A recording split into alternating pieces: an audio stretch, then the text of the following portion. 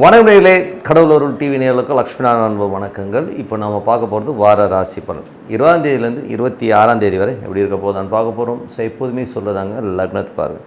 ராசிக்கு பார்ப்பதை விட லக்னத்தை பார்க்க ரொம்ப பர்ஃபெக்டாக இருக்கும். உதாரணமாக ஒரு மகர லக்னம் விருச்சிக ராசினா நீங்கள் விருச்சிக ராசிக்கான பலன்களை பார்க்கணும், மகர ராசிக்கான பலன்களை பார்க்கும்போது ரொம்ப சூப்பராக இருக்கும்.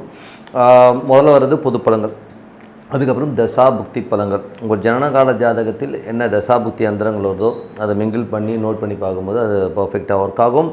வீடியோட எண்டில் டிப் ஆஃப் த வீக் இருக்குது, மறக்காமல் பாருங்கள். கன்னிராசி. ஸோ கன்னிராசிக்கு வந்து பார்த்திங்கன்னா உங்களது ராசி அதிபதி புதன் வந்து 10ல் ஆட்சி பலமாக இருக்கிறது, அதான் அர்த்தம். ஸோ தொழில் ரீதியான விஷயங்களில் வந்து ஒரு ஸ்ட்ராங்கான ஒரு டெசிஷன்ஸ், நல்ல தொழில் வாய்ப்புகள் கிடைக்கிறதுக்கான வாய்ப்பு எல்லாமே ரொம்ப நல்லா இருக்குது. அது மட்டும் இல்லாமல் ஒரு நல்ல லாபங்கள் வர்றதுக்கான வாய்ப்பும் ரொம்ப நல்லா இருக்குங்க. ஸோ அதுக்கப்புறம் பார்க்கும்போது உங்களுக்கு 2ஆம் அதிபதி 2 மற்றும் 9ஆம் சுக்கிரன் 9லே ஆட்சி பலத்தோடு அப்பா சார்ந்த உறவில் நல்ல லாபங்கள் வர்றதுக்கான வாய்ப்புகள் இருக்குது. பட் இருந்தாலும் அப்பாவுடைய உடல்நலம் சம்பந்தமான விஷயங்கள் கொஞ்சம் வந்து நமக்கு எக்ஸ்பென்சிவாக போகிறதுக்கான வாய்ப்பு இல்லை, கொஞ்சம் செலவு பண்ணமான விஷயங்கள் சில பேருக்கு ஏற்படலாம், கொஞ்சம் கவனமாக இருக்கணும்.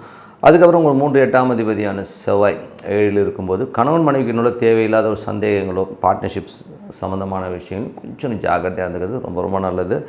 4 மற்றும் 7ஆம் அதிபதியான குரு, அது வந்து ஆட்சி பலமாக குரு அங்கேயே இருக்கிறதா தான் அர்த்தம் பரிவர்த்தனையில். ஸோ நல்ல லாபங்கள் நல்ல ஏற்றங்கள் வர்றதுக்கான வாய்ப்பு எல்லாமே ரொம்ப சிறப்பாக இருக்குங்க. சுப நிகழ்ச்சிகள் நடக்கிறதுக்கான வாய்ப்புகளை கண்டிப்பாக ஏற்படுத்தும். 5 6ஆம் அதிபதியான சனி 7ல் இருக்கும்பொழுது உங்களுக்கு வந்து குழந்தைகள் சம்மந்தமான விஷயங்கள் நல்ல சந்தோஷங்கள், வேலையிலும் நல்ல ஏற்றங்கள் நல்ல லாபங்கள் வர்றதுக்கான வாய்ப்புலாம் ரொம்ப நல்லாயிருக்கு. அதுக்கப்புறம் பார்க்கும்போது உங்களுடைய 8ஆம் அதிபதியான செவ்வாய் 7ல் இருக்கும்போது அதுவும் ஒரு கூட்டமாக இருக்கும்போது மற்றவர்கள் நம்ம ஃபேமிலி லைஃப்பில் நுழைஞ்சு கும்மி அடிக்காமல் பார்த்துக்கணும். ஏன்னா நிறைய பேர் குழப்புவாங்க. ஸோ அதனால் கொஞ்சம் கவனமாக இருந்துக்கிறது ரொம்ப ரொம்ப நல்லது. 9ஆம் அதிபதி சுக்கிரன் ஆட்சி பலத்தோடு இருக்கும்போது அப்பா சார்ந்த உறவுகளால் நல்ல லாபங்கள் வர்றதுக்கான வாய்ப்புகளை கண்டிப்பாக கொடுத்துரும். வெளிநாட்டில் இருக்கணும் பண வரவுகளுக்கு எந்த குறைவும் இருக்காது.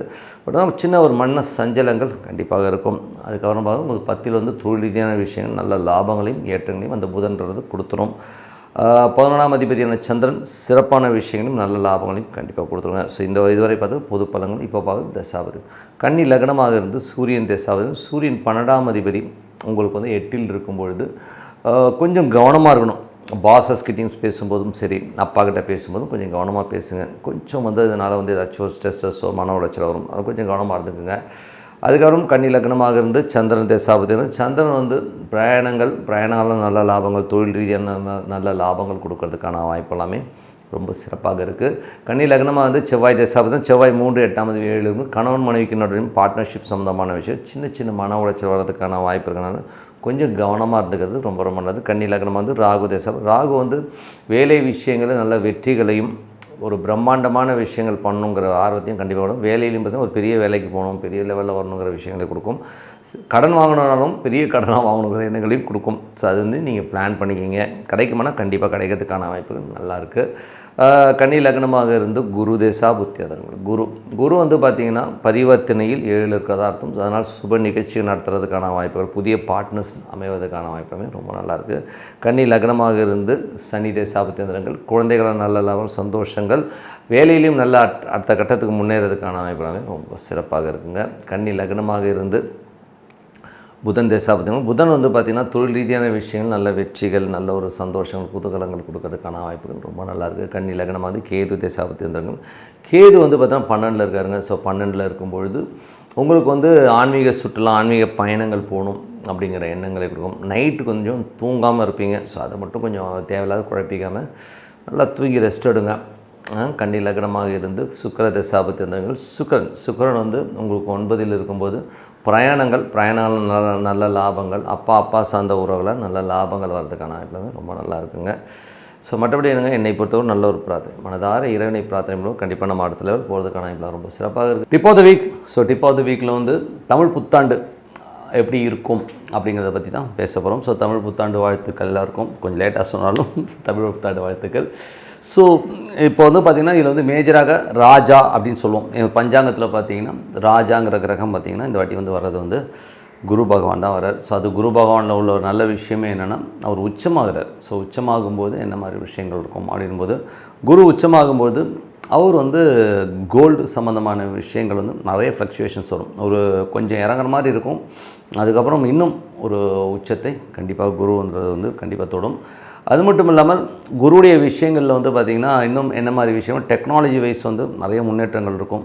ஆன்லைன் சம்மந்தமான விஷயம் ரொம்ப ரொம்ப கேர்ஃபுல்லாக இருக்கணும். எல்லாருமே வந்து அந்த ஃபோன்ஸ்லாம் வந்து ஆப்ரேட் பண்ணும்போது கொஞ்சம் கவனமாக பார்த்துக்கிறது ரொம்ப ரொம்ப நல்லது.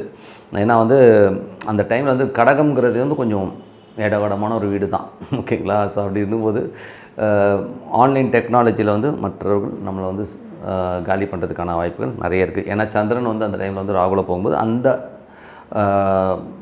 டெக்னாலஜி வைஸில் வந்து ரொம்ப ரொம்ப கேர்ஃபுல்லாக இருக்க வேண்டியது தான் ரொம்ப ரொம்ப முக்கியம். அதில் வந்து நம்மளை சாப்பிட்ருவாங்க. அதனால் எல்லாருமே ஆன்லைன் பேங்கிங்காக இருக்கட்டும், எந்த கால் இல்லை ஒரு ஆப்பு இதெல்லாம் வந்து நீங்கள் கொஞ்சம் பார்த்து இது பண்ணிக்கிறது ரொம்ப ரொம்ப நல்லது.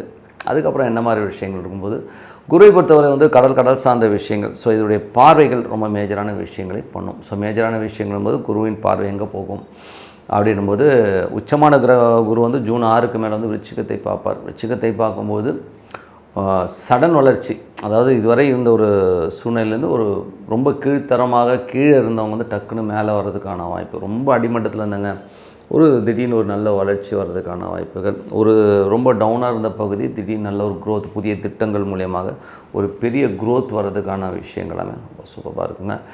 அதுக்கப்புறம் பார்க்கும்போது குருவின் பார்வை வந்து மகரத்துக்கு விழும்போது என்ன மாதிரி விஷயங்கள்லாம் நடக்கும் அப்படின்னா, நல்ல ஒரு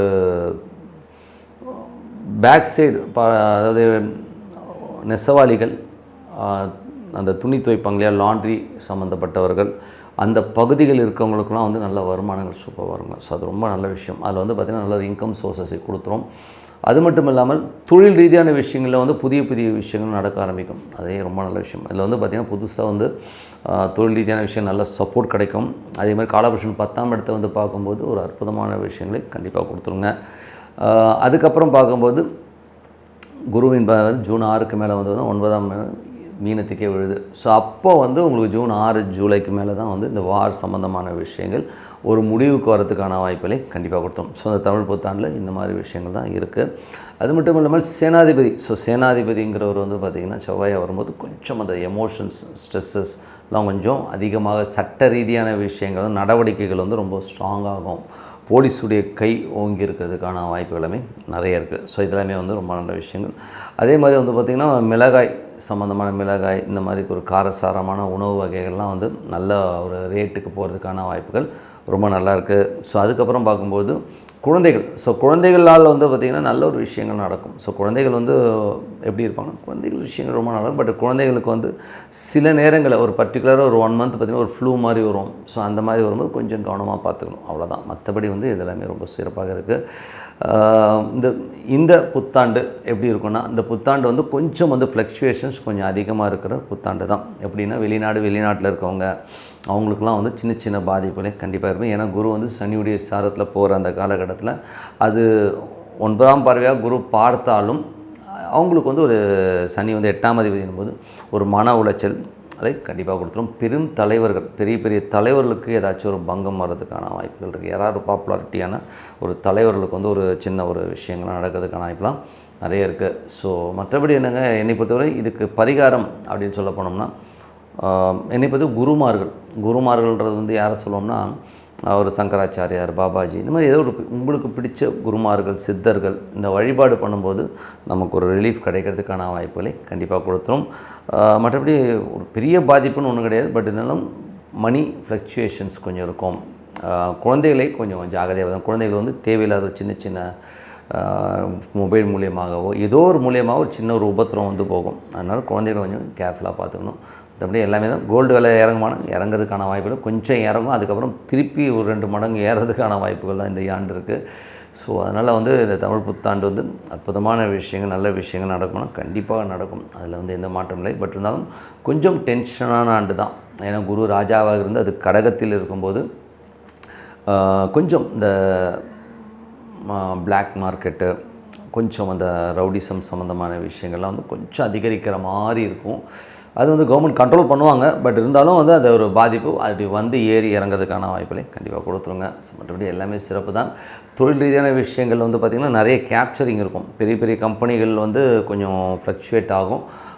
நிறைய கம்பெனிகள் வந்து வேறு கம்பெனிக்கு விற்றுட்டு போகிற சூழ்நிலையும் கண்டிப்பாக ஏற்படுங்க. ஸோ இதெல்லாமே இருக்குது. பட் நார்மல் பர்சனுக்கு எப்படி இருக்கும்? நார்மல் பர்சனுக்கு வந்து எந்த வித ப்ராப்ளமும் வராது. எப்படியாச்சும் வந்து ஏதாச்சும் ரூபத்தில் வந்து அவங்களுக்கு கிடைக்க வேண்டிய விஷயங்கள் கரெக்டான டைமுக்கு கிடச்சிரும். அதில் எந்த வித மாட்டலும். பட் பெரிய ஆளுங்களுக்கு மட்டும்தான் வந்து கொஞ்சமான பெரிய பிஸ்னஸ் பண்ணுறவங்க, பெரிய லெவலில் திங்க் பண்ணி பெரிய லெவலில் வந்து நான் இன்வெஸ்ட் பண்ணியிருக்கேன்றவங்க வந்து கொஞ்சம் ஜாக்கிரதையாக இருக்க வேண்டிய ஒரு காலகட்டங்கள். ஏன்னா வந்து குருவுடைய விஷயங்கள் அந்த மாதிரி அது வெளிநாடு முதலீடெல்லாம் வந்து கொஞ்சம் இப்போ தவிர்த்துக்கிறது ரொம்ப ரொம்ப நல்லதுங்க. மற்றபடி எல்லாமே சிறப்பு தான். குரு பகவான் ஆட்சி பலத்தோட ராஜாவாக இருக்கும்போது நீங்கள் வணங்க வேண்டிய தெய்வம் காமாட்சி அம்மன் வணங்கலாம்.